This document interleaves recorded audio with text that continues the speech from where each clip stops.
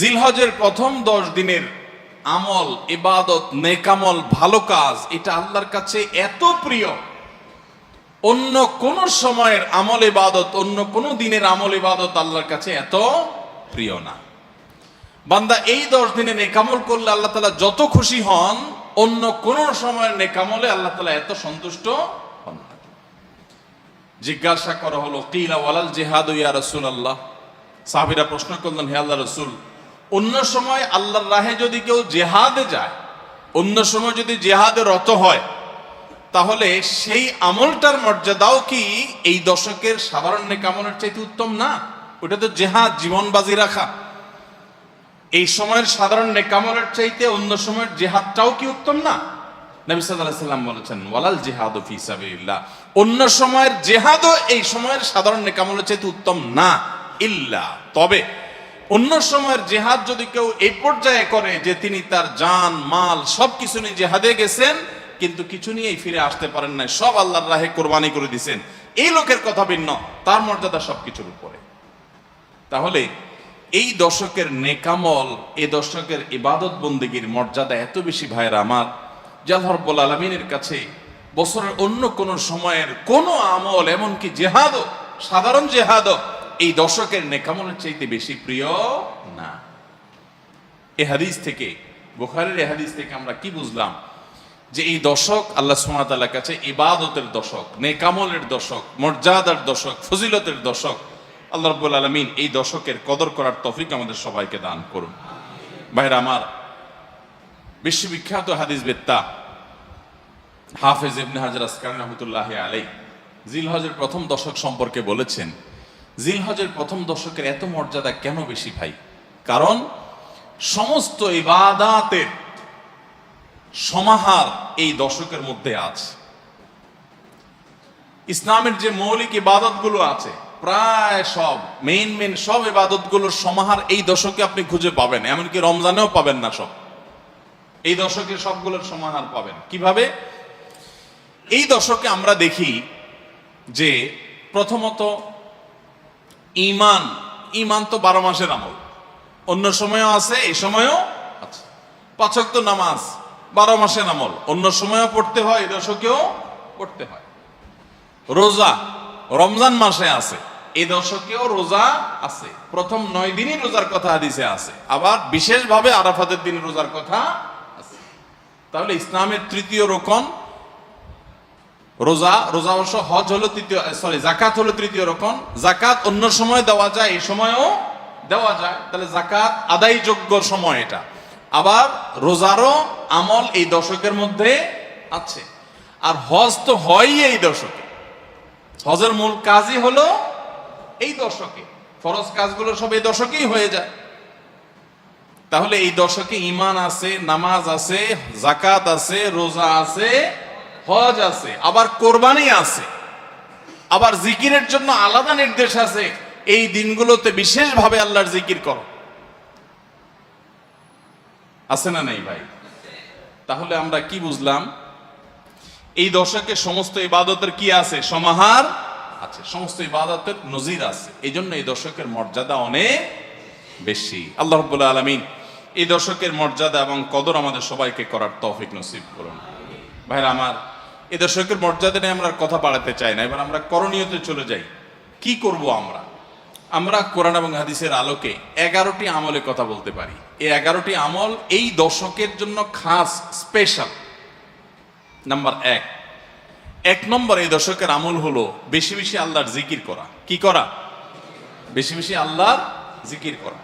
কারণ কোরআনে কারিমে সূরা তাওবাতে আল্লাহ রাব্বুল আলামিন এই দশককে ইঙ্গিত করে বলেছেন যে তোমরা আল্লাহ তাআলার জিকির করো ফি আইয়ামিন মাদুদাত, নির্দিষ্ট দিনসমূহে, নির্ধারিত দিনগুলোতে তোমরা আল্লাহর জিকিরে মাশগুল থাকো। এখানে আল্লাহর জিকির যে নির্দিষ্ট দিনগুলোতে রাখার কথা বলা হয়েছে, সেই আয়াতের ব্যাখ্যা আবারও তাফসীর ইবনে কাসিরে এবং ইবনে আব্বাস রাদিয়াল্লাহু তাআলা সহ আরো অন্যান্য মুফাসসিরদের থেকে বর্ণিত হয়েছে যে নির্দিষ্ট দিন বলতে জিলহজের প্রথম 10 দিনকে আল্লাহ তাআলা মিন করেছেন। এই 10 দিনই তোমরা আল্লাহর জিকিরে বেশি বেশি করে আল্লাহ তাআলা জিকির করো।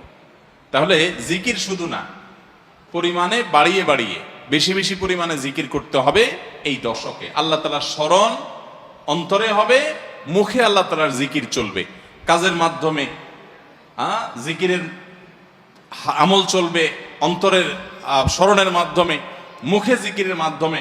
কোরআনের তেলাওয়াত একটা জিকির, তাসবিহ গুলো একটা জিকির, তাহমিদ আল্লাহর প্রশংসা একটা জিকির, এরকম যত জিকির আছে এই দশক হলো জিকিরের দশক। সবচেয়ে বেশি জিকির চলবে, সবচেয়ে বেশি কি চলবে? জিকির চলবে। দ্বিতীয়ত যে আমলটি চলবে তা হলো যে কোনো নেকামল, যে কোনো নেকামল। কারণ একটু আগে আমরা হাদিস শুনলাম যে নবী করিম সাল্লাল্লাহু আলাইহি ওয়াসাল্লাম বলেছেন, মা মিন আইয়ামিন আল্লাহ আমালুস সালিহু ফিহিন্না আহাব্বু ইলাল্লাহ মিন হাযিহিল আইয়াম। এই জিলহজের 10 দিনের চাইতে অন্য কোন দিনের নেকামল আল্লাহর কাছে বেশি প্রিয় না। মাস হিসেবে রমাদান সবচেয়ে সেরা, আর দিন হিসেবে খুচরা দিনগুলোর মধ্যে রমজানের বাইরে সবচেয়ে সেরা কোনটা? জিলহজের প্রথম দশক। রমজানের পরে মর্যাদার বিচারে সবচেয়ে বেশি মর্যাদাপূর্ণ দশক হলো এই দশক। এই জন্য এই দশকে আমল করলে আল্লাহর কাছে এত প্রিয় যে অন্য কোনো সময়ের আমল আল্লাহর কাছে এত প্রিয় না। এই জন্য এই দশকের দ্বিতীয় আমল হলো বেশি বেশি নেকামল করা। বেশি বেশি কি করা? নেকামল করা। রুটিন যে নামাজগুলো আছে, কাজগুলো আছে, সেগুলো বিশেষ ইহতেমামের সাথে করা। অন্য সময় আপনি নামাজে টুকটাক গাফলতি করেন, কিন্তু এই দশকে মোটেই করবেন না।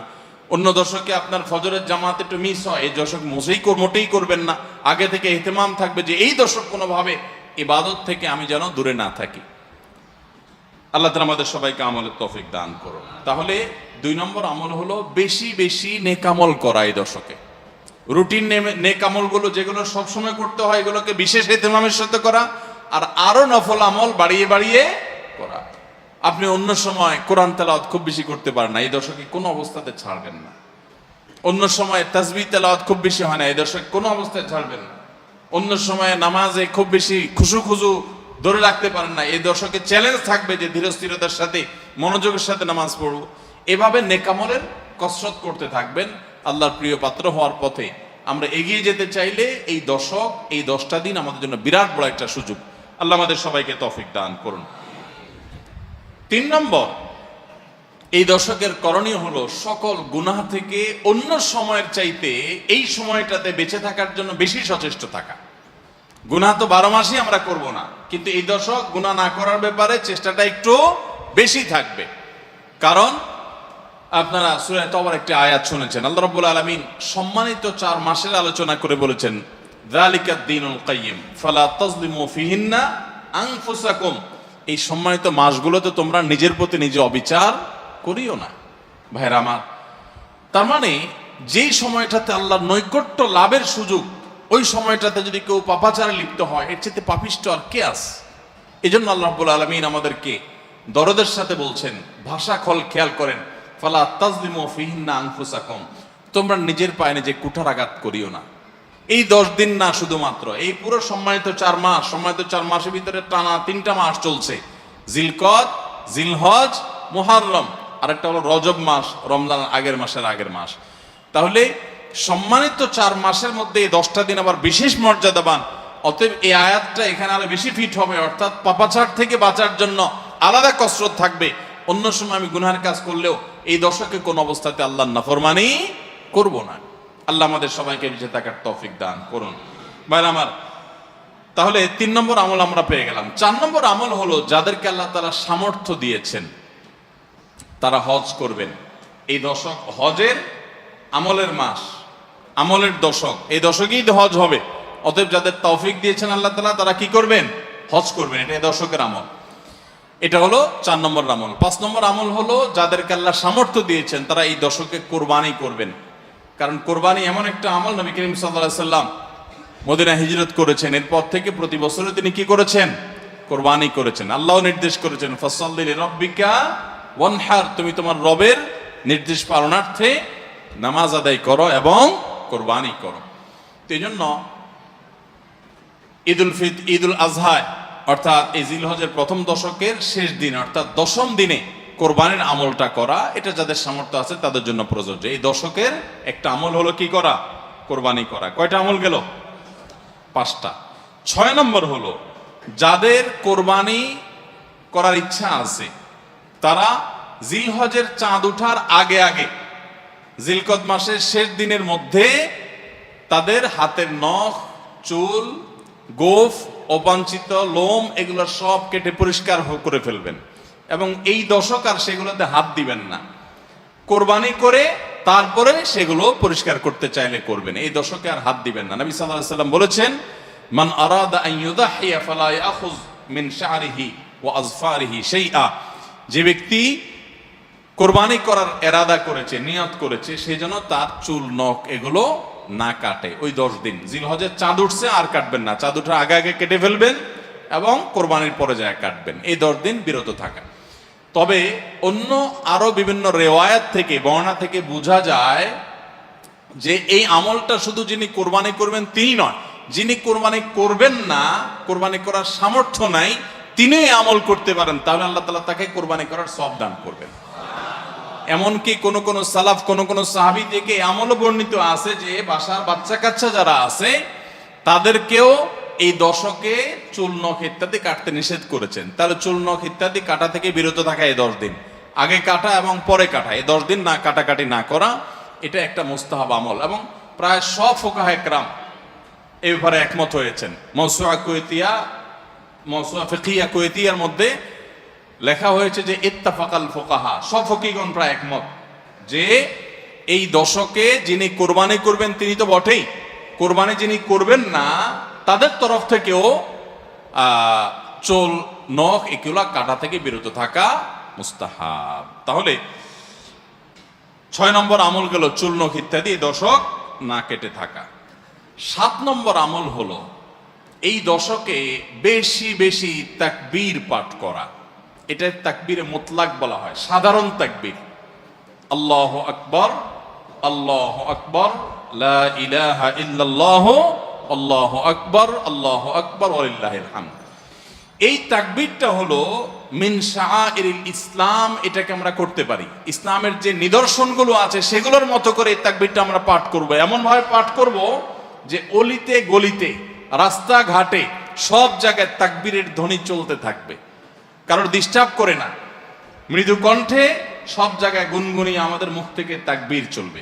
জিলহজের প্রথম দশকে এই আমলটা সম্পর্কে নবী করিম সাল্লাল্লাহু আলাইহি ওয়াসাল্লামের ভাষ্য খেয়াল করেন। তিনি বলেছেন, ফাকসিরু ফীহিন্না মিনাত তাকবীরি ওয়াত তাহলিলি ওয়াত তাহমিদ।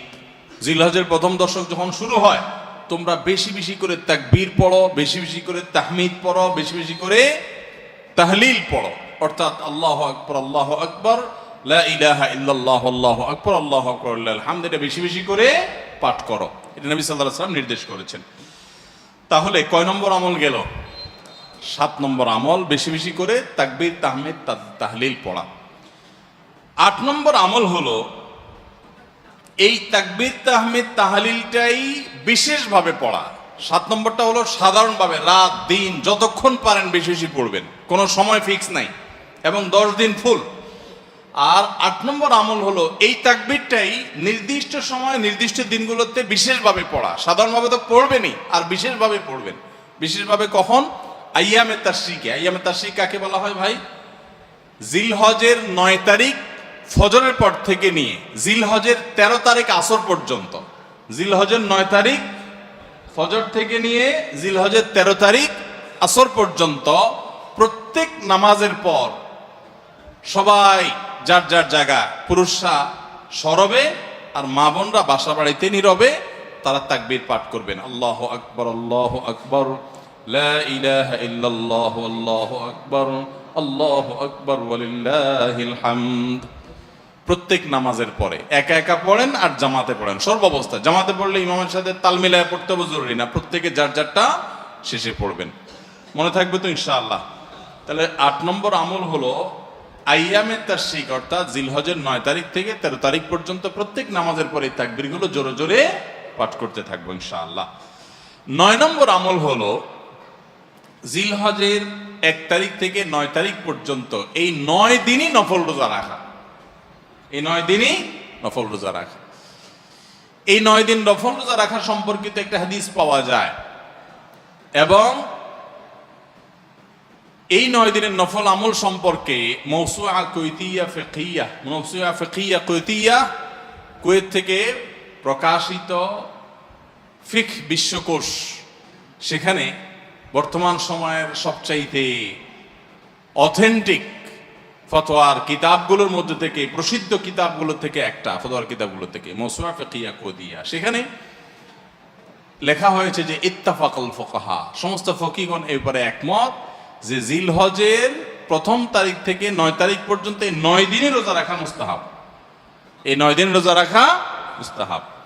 বিভিন্ন বর্ণায় এটি প্রমাণিত হয়, যদি সে বর্ণাগুলো কোন কোনটা সনদ দিয়ে মুহাদ্দিসরা কেউ আপত্তি তুলেছেন, কিন্তু ফুকাহা একরাম এ ব্যাপারে রেকমেন্ড করেছেন যে এই 9 দিন রোজা রাখা মুস্তাহাব। যেহেতু জিলহজের প্রথম 10 দিনের পুরো 10 দিনই ইবাদত আল্লাহর কাছে প্রিয়, অতএব নফল আমল, রোজাও একটা নফল আমল, সেই হিসাবে রোজাটা অটোমেটিক চলে আসে। এজন্য 9 নম্বর আমল হলো জিলহজের 1 থেকে 9 তারিখ পর্যন্ত এই দিনগুলো কি করা? রোজা রাখা। 10 নম্বর আমল হলো স্পেশালি, বিশেষভাবে আরাফার দিনে অর্থাৎ জিলহজের 9 তারিখে রোজা রাখা। জিলহজের 9 তারিখে কি করা? রোজা রাখা। প্রথম 9 দিন সাধারণ, আর বিশেষভাবে 9 তারিখের গুরুত্ব আরো বেশি, কারণ নবী করিম সাল্লাল্লাহু আলাইহি সাল্লাম বলেছেন, সিয়াম ইয়াউমি আরাফা আহতাসিবু আলাল্লাহি আন ইউকাফিরাস সানাতাল্লাতী ক্বাবলাহা ওয়াল্লাতী বা'দাহা। আরাফার দিনের রোজা অর্থাৎ জিলহজের 9 তারিখের রোজা, এই রোজার সম্পর্কে আল্লাহর কাছে আমার ধারণা, আল্লাহর প্রতি নবী সাল্লাল্লাহু আলাইহি সাল্লাম বলছেন যে আমার ধারণা যে এই রোজার বিনিময়ে আল্লাহ তাআলা 1 বছর পূর্বের আর 1 বছর পরের, অর্থাৎ আগামী 1 বছর এবং গত 1 বছরের গুনাহ আল্লাহ তাআলা মাফ করে দিবেন। আমরা এই পর্যন্ত যত ফজিলতের কথা শুনেছি, পিছনে গুনাহ মাফ করে দিবেন, গত 1 বছর গুনাহ মাফ করে দিবেন, সারাদিনে গুনাহ মাফ করে দেওয়া হবে, এরকম বিভিন্ন হাদিস আমরা শুনেছি। কিন্তু এরকম কোন হাদিসকে হয়তো আমরা এই হাদিস ছাড়া আরেকটা হাদিস শুনি নাই যে 1 বছর অগ্রিম গুনাহ মাফ করবেন। যদি আল্লাহ তাআলা কাউকে হায়াত দেন, তিনি 1 বছরের গুনাহ মাফ পেয়ে যাবেন। কোন কোন হাদিস বেত্তাগণ বলেন যে হাদিসের মধ্যে ইশারা পাওয়া যায় যে কেউ যদি আরাফাতের রোজা রাখার তৌফিক পায়, হয়তোবা আগামী 1 বছর হায়াত পাওয়ার তৌফিক হবে তার। যদিও এটা জাস্ট একটা ব্যাখ্যা, এটা এমন না যে হাদিসে বলা হয়েছে আলাদা গ্যারান্টি দিয়ে, এরকম না। অতএব এর ব্যত্যয় ঘটলে ঘটতে পারে। কথা বুঝে আসছে ভাই? তো এই জন্য এই আরাফাত দিনের রোজা এটা আমরা মিস করব না ইনশাআল্লাহ। তাহলে 10 নম্বর আমল গেল জিলহজের 9 তারিখের রোজা। 11 নম্বর আমল হলো ঈদুল আজহার সমস্ত সুন্নাতগুলো আমল করা। ঈদুল আজহার অনেকগুলো সুন্নাত আছে না? এই সুন্নাগুলো সবগুলো আমল করা। ঈদুল আজহার যে সুন্নাগুলো আমল সাধারণত হয় না, গোসল আমরা করি, সুগন্ধি আমরা ব্যবহার করি, আলহামদুলিল্লাহ, অন্য অনেক সুন্নাত আমরা আমল করি, কিন্তু যে সুন্নাতের আমল সাধারণত হয় না তার ভিতরে একটা হলো ফজরের নামাজ মহল্লার মসজিদে এসে পড়া, ভোর রাতে আগে আগে উঠা। অন্য সময়ের চাইতে ঈদের দিন ফজরে মুসল্লি আরো আমাদের মসজিদে কম থাকে, কারণ চাঁদ রাইতে তামাশা করে বেড়ায়, ফজর নামাজ মিস হয়ে যায়। তো ইমানদার সেটা করতে পারেন না। ঈদের সুন্নাহটা বিশেষভাবে আদায় করার চেষ্টা করা দরকার, অর্থাৎ জামাতের সাথে ফজর নামাজ পড়া দরকার, আগে আগে উঠা দরকার। ঈদের দিনের সুন্নাতগুলোর মধ্যে থেকে একটা। আরেকটা সুন্নাত আমাদের অবহেলিত, আদায় হয় না, সেটা হলো ঈদুল আজহা হোক আর ঈদুল ফিতর হোক, ঈদের নামাজ মাঠে পড়ার চেষ্টা করা দরকার। কোথায়? মাঠে। মাঠ এখন কম, বিশেষ করে শহর এলাকাতে মাঠ একটু কম, কিন্তু যেগুলো আছে সেগুলো যদি সঠিকভাবে সবগুলোকে ব্যবহার করা হয় তাহলে অনেক জায়গায় সুন্নাহ জিন্দা হয়। আমরা ঈদের নামাজ মসজিদে পড়ি, কেন পড়ি? একটা অজুহাত দেই, মাঠ কম। এই অজুহাত সব ক্ষেত্রে গ্রহণযোগ্য না এবং সঠিক না। অনেক জায়গায় মাঠ থাকা সত্ত্বেও মানুষ মসজিদে নামাজ পড়ে, কারণ সব মহল্লার মানুষ আলাদা আলাদা নিজেরা একটু মাতবরি করতে চায়। আমরা আবার আরেক জায়গায় নামাজ পড়তে যাবো, আমাদের একটা বাঁকাওয়াতি থাকে। এই রোগ মসজিদে মসজিদে ঢুকে গেছে, মসজিদ কমিটির লোকদের মধ্যে রোগ ঢুকে গেছে। তারাই কোরবানি করতে রাজি না যে আমরা এখানে জমাত করব না, চল আমরা সবাই মিলে বড় একটা মাঠে করি। বড় মাঠে কয়েক মসজিদের মুসল্লিরা একসাথে নামাজ আদায় করার যে সৌন্দর্য আছে, এই সৌন্দর্য মসজিদের মধ্যে ঈদের নামাজ পড়ার মাধ্যমে নাই। এই জন্য ভাইরা, মাঠে ঈদের নামাজ জিন্দা করার চেষ্টা করতে হবে ইনশাআল্লাহ। চেষ্টা করা যাবে না ইনশাআল্লাহ? তাই বলে আবার রাস্তাঘাট আটকায় মানুষের অসুবিধা হয় সেভাবে করে ঈদের নামাজ ব্যবস্থা করেন না। হ্যাঁ, যদি কোনো রাস্তা এরকম হয় যে না, এ রাস্তা বিকল্প বহু রাস্তা ডানে বামে আসে, মহল্লার রাস্তা, কারোর কোনো অসুবিধা হবে না, তাহলে সেখানে হতে পারে শর্ত সাপেক্ষে। কিন্তু সাধারণত রাস্তা নয়, বরং আমাদের নামাজ পড়তে হবে কোথায়? মাঠে। এবং ঈদের নামাজ মসজিদে আদায় করবেন না, মাঠে আদায় করবেন। এই আওয়াজটা সর্বত্র তোলা দরকার। শহর তো বটেই, গ্রামে পর্যন্ত এখন প্রত্যেক মসজিদে মসজিদের নামাজ হয়। কেউ কাউকে মানতে রাজি না, কেউ কাউকে মানতে রাজি না। আরেক জায়গায় ঈদগাহে নামাজ পড়বো, আমাদের ইজ্জত থাকে নাকি? তো এই লোক ইসলাম বুঝে নাই। ঈদের জামাত হবে, অনেক বড় জামাত, সেখানে বহু মসজিদের মুসল্লিরা আসবে, এটার মধ্যেই সৌন্দর্য, পুরো মহল্লার মানুষের সম্মিলন ঘটবে। এই সুন্নতটা আদায় হয় না। ঈদুল আজহার আরেকটা সুন্নাত অবহেলিত, সেটা হলো ঈদুল আজহায় আমরা জানি যে প্রথম খাবার ঈদুল আজহার কোরবানির গোশত দিয়ে হবে, এটা সুন্নাত। ওমর রাদিয়াল্লাহু তাআলা থেকে একটা রওয়ায়াত বর্ণিত আছে যে আল্লাহ তাআলা উদ্দেশ্যে কোনো কিছু দান করলে এটা নিজে ভোগ করা যায় না। যায়? আপনি আল্লাহর রাস্তার জন্য, আল্লাহকে খুশি করার জন্য আল্লাহর ওয়াস্তে কিছু দিয়ে দিয়েছেন, এটাকে নিজে খাওয়া যায়? আর এটা আপনি গরিবকে দিয়ে দিবেন, মসজিদে দান নিয়াত করলে মসজিদকে দিয়ে দিবেন, আপনি নিজে ভোগ করতে পারবেন না। শুধু কোরবানি এবং আকিকা, এই দুইটা আমল আছে যে এই দুইটা আমল আল্লাহকে খুশি করার জন্য জবাই করার সময় বলছেন বিসমিল্লাহ আল্লাহু আকবার, আল্লাহুম্মা লাক মিনকা ওয়া লাক, আল্লাহ আপনার তরফ থেকে আবার আপনার উদ্দেশ্যেই কোরবানি করলাম, আমার কোনো ধান্দা নাই। অথচ আবার ঠিকই ওইটার গোশতটা আল্লাহ আপনাকে খেতে দিয়েছেন, কারণ এটা আল্লাহর পক্ষ থেকে সাদাকা, আল্লাহর পক্ষ থেকে মেহমানদারি, যে আল্লাহ আপনার থেকে কবুল করেছেন এবং বলেছেন বান্দা আমি বুঝে পাইছি, এবার তোমাকে দিছি, তুমি খাও। তো এই জন্য আল্লাহর মেহমানদারি দিয়ে দিনের প্রথম খাবার গ্রহণ করা, যাতে করে ক্ষুধার্ত থেকে খাবারের প্রতি আগ্রহী হন আপনি, এবং আল্লাহর মেহমানদারি দিয়ে প্রথম খাবার খান আপনি, এটা সুন্নাত। এই জন্য ঈদুল আজহার দিন আমরা কোনো কিছু না খেয়ে থাকবো, রাতে খেয়ে যে শোবো, এরপরে আর কোনো কিছু খাবো না, ঈদগাহে আসবো না খেয়ে, কোরবানির পশুর গোশত বানায়া রান্না করে ওইটা দিয়ে প্রথম খাবার খাবো ইনশাআল্লাহ। আল্লাহ তাআলা আমাদের সবাইকে এই সব সুন্নাহগুলো মেনে চলার তৌফিক দান করো। তাহলে 11 নম্বর আমল হলো ঈদুল আজহার সব সুন্নাহগুলা পালন করা।